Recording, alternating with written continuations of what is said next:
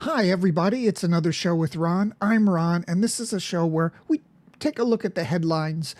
Usually, I take a look at the Drudge Report. The idea is to try to add some context or commentary to the headlines to sort of allow us to understand what's really going on and not get so riled up by the news that we're being presented.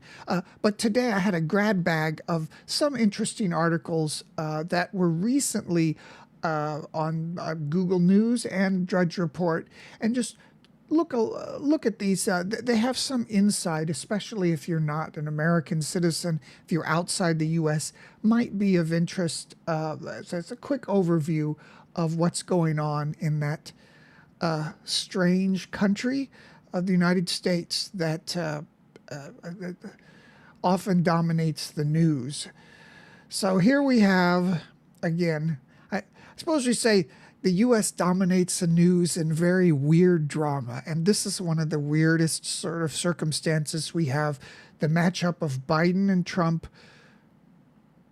Biden being a very elderly man, apparently senile sometimes in some videos. Trump being a completely messy, crazy person, the last person you would think Republicans would embrace as their candidate. You know, Republicans always holding up this traditional values thing, and Trump is furthest from that. I think he's been embraced because the Republicans have used him to be able to push through some amazing, critical, world-shattering things in his term in office. The main thing that they were able to do was kind of get rid of abortion, the protections, the federal protections for abortion in the United States. And this is something, as a kid growing up, you learn about. It's super controversial thing in the United States, the Roe v. Wade decision, the Supreme Court in the early 70s. We were always taught that, I was always taught that if the country wasn't careful, some new Supreme Court justices could come in and it could be overturned down the line. And of course, liberals laughed at anyone who said that. But to everyone's surprise, during Trump's term, he got to appoint a lot of Supreme Court justices, and they got that thing overturned. That is, whether you're for it or against it, that is an extraordinary, shocking eventuality. I feel it's kind of unusual to take back some rights or liberties like that, no matter how you feel about aborting a child.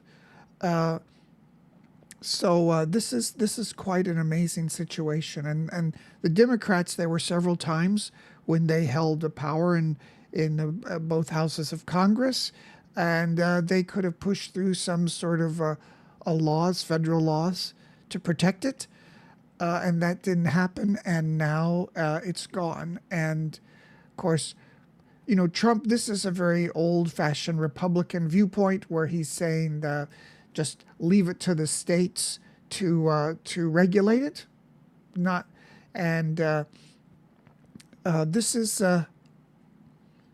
I don't know. I'm almost speechless sometimes when I think about this, because this was so much of in my life a controversial issue, and that someone could come in and in this sort of shock decision, it could all go away. And in many of the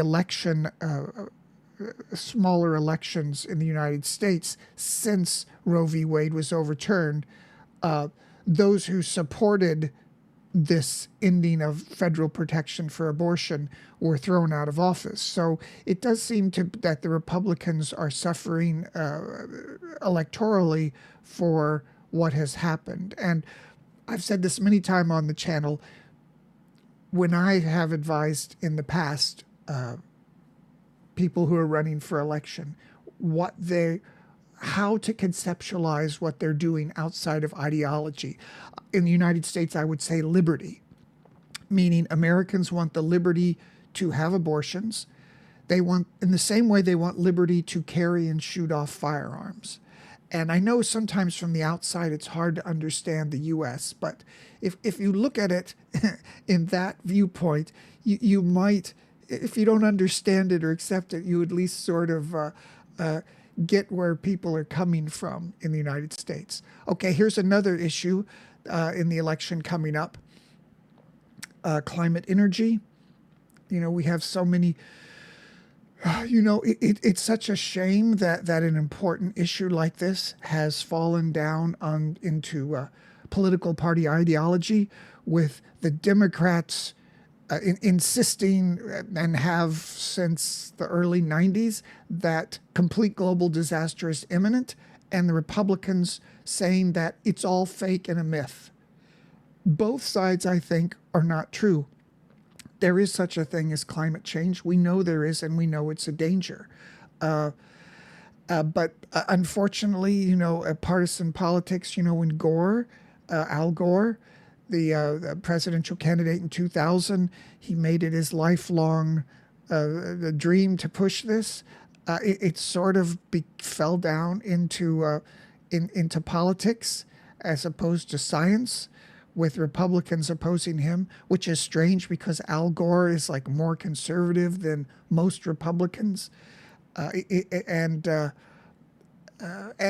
other issue is that I would say my interpretation, anecdotal, these are broad generalizations I'm making, but I want to explain it for people who may not quite get what's going on, or it seems illogical, which a lot that happens in the United States is illogical. But I think many Republicans deep down would accept that there is such a thing as climate change. We know that is. But because the issue is so polarized, and because a lot of the Democrats' response to it is to shut down drilling in some key electoral states like West Virginia, or mining for coal, shut down.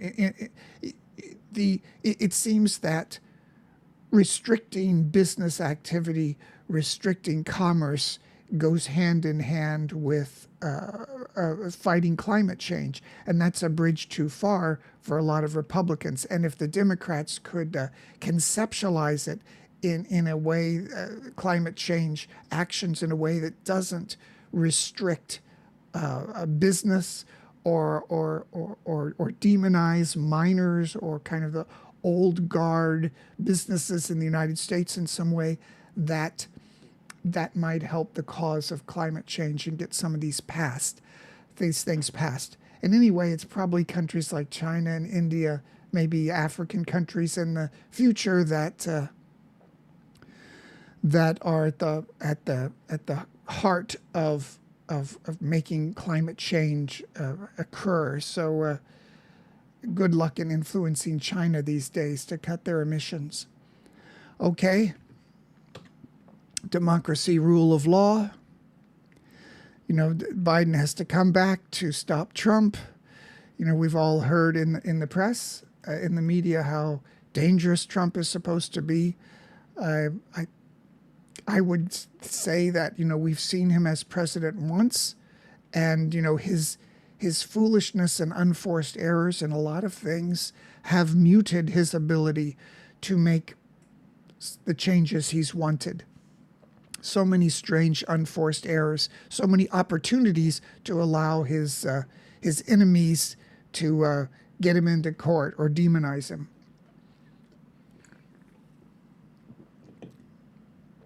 And all this stuff about not accepting the election results, I've talked about this in the past. Again, I think it's an unforced error that polarizes the supporters and drives away moderate supporters who are key to winning the election, and we're going to see that in a second. I would also say, on the other side, if it is true that all stops have to be pulled out to defeat Trump by any means necessary, and it's an important key time, why is Biden running? Biden is clearly senile. He's and the vice president they chose was a diversity hire. Wasn't the best person for the job. It's someone, I think she's she's rejuvenated her image and her public image a little bit. But the team that they have in there to fight Trump might cause people to think it's not really that important because Biden is a weak candidate, I think, because of his obvious impairments sometimes. And then sometimes he surprises us, but people are watching to see how he does. And you would think that if it were so important to defeat Trump at all costs, they would have somebody else in there running for election. So this is an interesting thing. Supposedly, it's been claimed that Trump has been working with advocacy groups or like think tanks that actually, like at the, I think, Heritage Foundation, and they have this secret plan to subvert the government. Of course, the details, not a lot of details in this, but Trump again saying, "I will totally obliterate the deep state." Again, this sort of thing plays to the base that is energized by Trump, but away from the moderate middle that he needs really to win, that anyone does need to win. And of course, Heritage Foundation and Trump deny that they're trying to destroy the government. And I don't know, Trump's already been there for 4 years. I wonder how much they can remake the bureaucracy to support a single candidate like that. I mean, I know the right say that the state is being used to support the Democrats and Biden, and I don't know. We got a lot of people got surprised by Roe v. Wade, so that's an interesting point there. Here we have immigration. This administration has had a very open borders. We had people who wanted open borders. There's been an unprecedented pouring of people into the United States. And the left has said, well, we've always been like this. We're a country of immigrants, but the policies in the past few years have been unprecedented, and they've really allowed many huge people to just flow openly into the country, to the point that now Biden has to sort of pick up some of Trump's talking points, considering executive action on the border, particularly if the number of illegal crossings increases. And here they note this is one issue. So I don't know if in this article, in one of these articles, it notes that in this issue, Trump is like 35 points ahead in the polls of Biden in how he handles immigration. And this is one issue that the current administration has had to backtrack on a little bit and say they are building a wall. They're going to hire more immigration, federal dollars, and border immigration and asylum officers. And of course, if you think back to Trump presidency, when he was doing this sort of thing, he was derided constantly. So this is what you got to do in an election year, I guess. Israel, Gaza,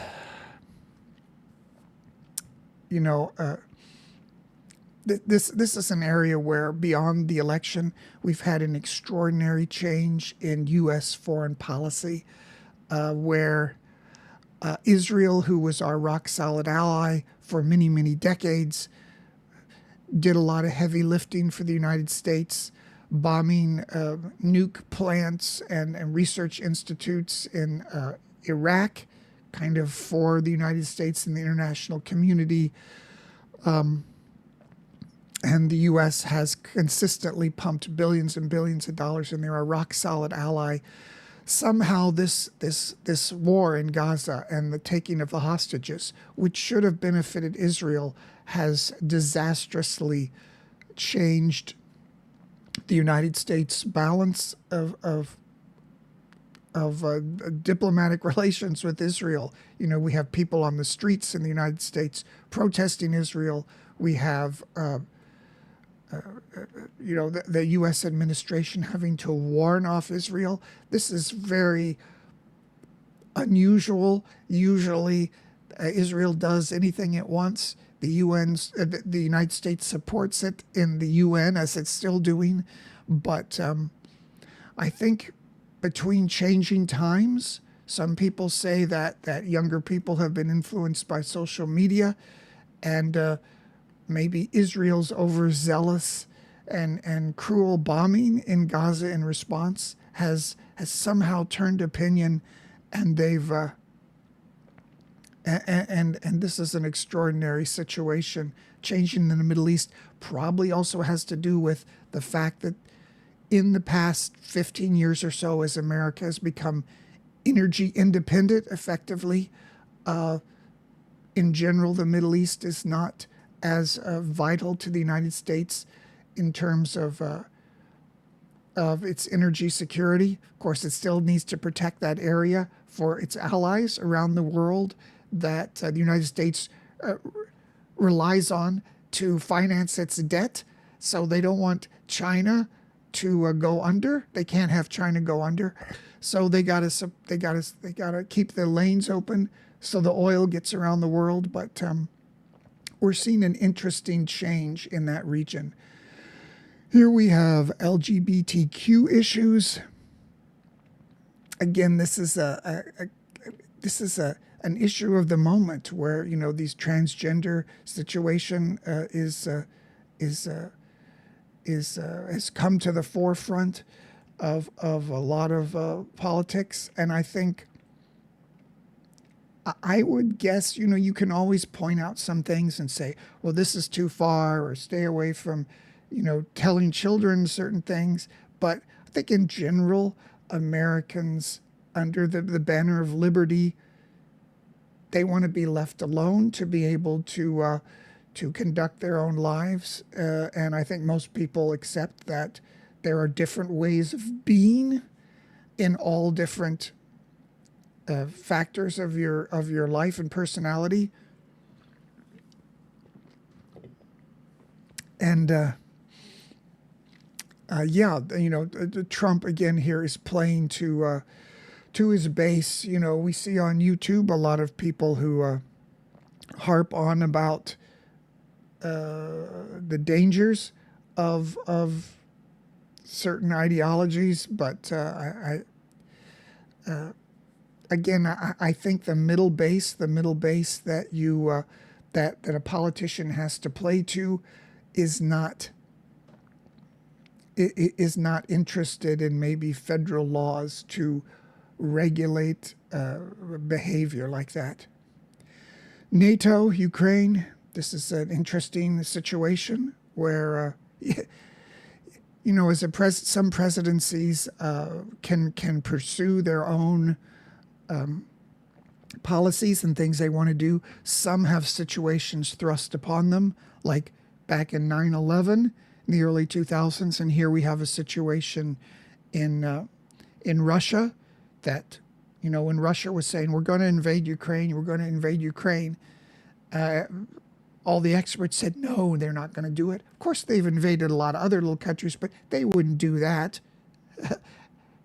And of course, the West thought that since they built all the pipelines from Russia to Europe and made Europe completely dependent on the fuel oil, the gas from Russia, that would somehow cause Russia to think twice, because they wouldn't want to lose all the hundreds of millions of dollars they make every month from those deliveries.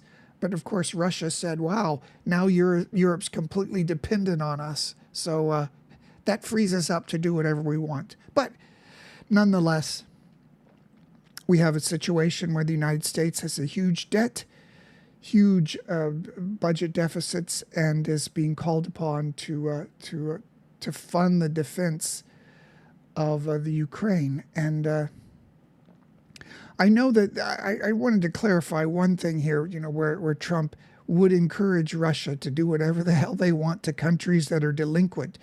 I believe this is related. Again, Trump shouldn't say things this way. It's ill-advised and stupid, and it allows the media to present things like this with no context, and so they can misinterpret to people what Trump is saying. I believe what they're talking about here is there is agreement with all of these NATO allies and countries in Europe that they had to bring their military spending up to like at least 2% of GDP so they could defend themselves. So the U.S. taxpayer wouldn't have to defend them. See, the U.S. taxpayer doesn't have free cradle-grave health care or early retirement like a lot of these super rich countries in Europe do.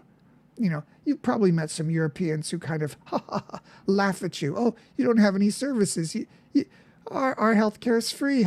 Well, that's because a U.S. taxpayer pays for the defense of all these countries. We have our military bases and our military men there, and those countries have very low spending. So it is true we need to get countries, Sweden, Germany, these countries have to increase their military spending. So, and in any case, my opinion would be we cannot leave, we cannot throw Europe to the dogs. We can't let Russia, we have to pay for Ukraine, even though it'd be nice to just say who cares, because as we have to make the world we want to live in, and if we don't, it's going to be a world that is not going to be amenable to the United States. So I guess I'm saying the United States has to still control everything, but that's the way it is. Right? European countries don't even want to spend on defense.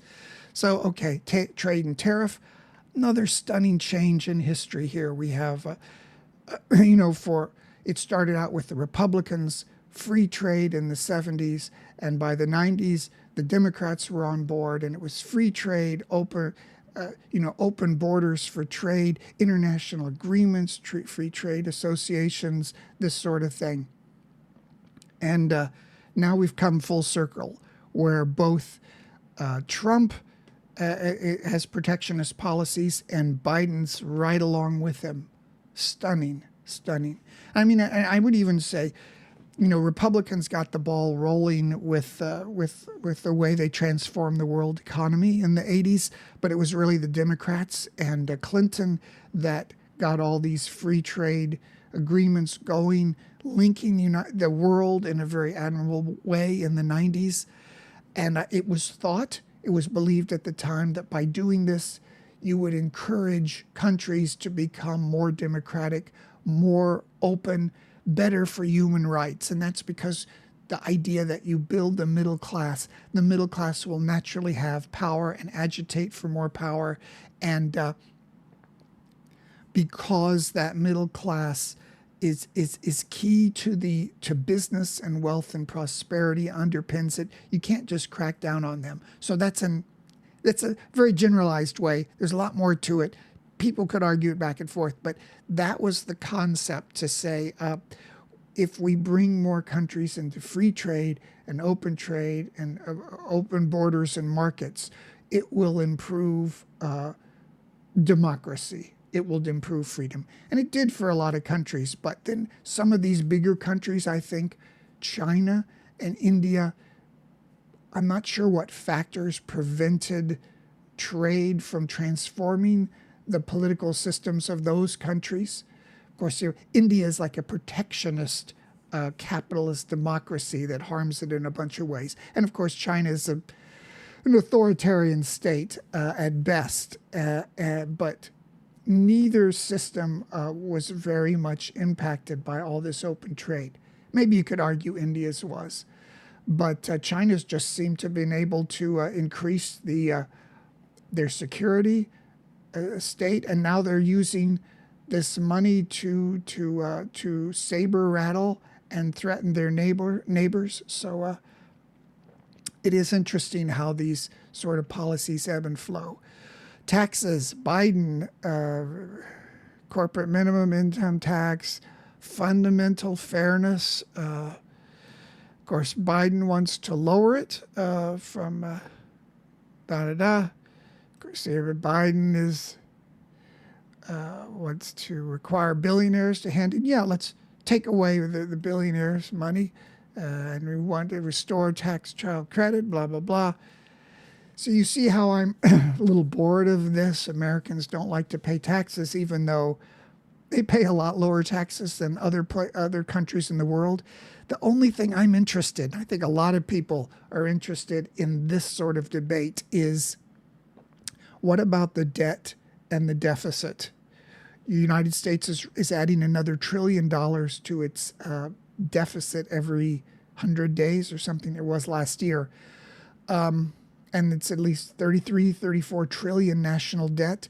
Almost all of that has been amassed, probably more than 90% just in this century, since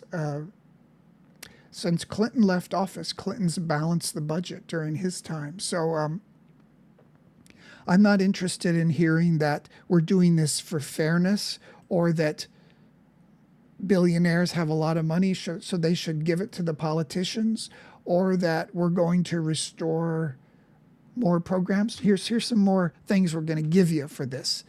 I'm interested to know how this impacts the debt and the deficit. And I'm only interested in mucking around with the tax rates if it is impacting the national debt and the deficit, because that is a really deep fundamental problem in the United States that's going to impact the whole rest of the world, because we're paying for everything, everybody around the world, and the stability. And I think the adversaries of the entire Western system see that, and even within the United States, and I've talked about this before, when people in Congress stand up and they try to cut spending or hold back spending, they're always portrayed in the press as far right-wing nuts. And this is where we are in the United States. This is probably a key thing that is going to really, the debt, the deficit, how it's going to be paid for, and how the U.S. can continue to pay for all of its commitments overseas. This is probably a key issue that impacts all the other issues we've talked about before. This has gotten quite long, so I'll have to do another video with some of these other articles about capturing the middle of politics. But I just wanted to say, I don't know why I'm interested in this, but good old Dabney Coleman, he's been around my whole life. Instant character actor, died at 92. It's a good age to have to live to. Always had his one character. It's always a character. The second he comes on the screen, you know what that character is. He doesn't have to even say anything. Yes, he's the curmudgeonly, tough-eyed businessman. I know he tried to do some like sitcoms where he was the main character, but I don't think they ever worked, because he was too much of this character. And anyway, Dabney Coleman died. We'll do another video about capturing the center in politics soon. And please like and subscribe, because I talk about just regular issues of the election. YouTube considers this an election video, or election advertisement, actually. So it can't be promoted or anything, and I don't think it's served anywhere. So if you want to talk about this or retweet it, that'd be great. And I think when we talk about issues like this, at least for me, it makes me feel calmer, because there's a lot of big things on the horizon, a lot of frenetic energy out there, people talking about the end of the world. But let's get together and talk about the context of commentary in the news that we're being presented, so we can understand what's really out there, not what the politicians or the media are trying to make us believe. So I'll see you next time. Bye.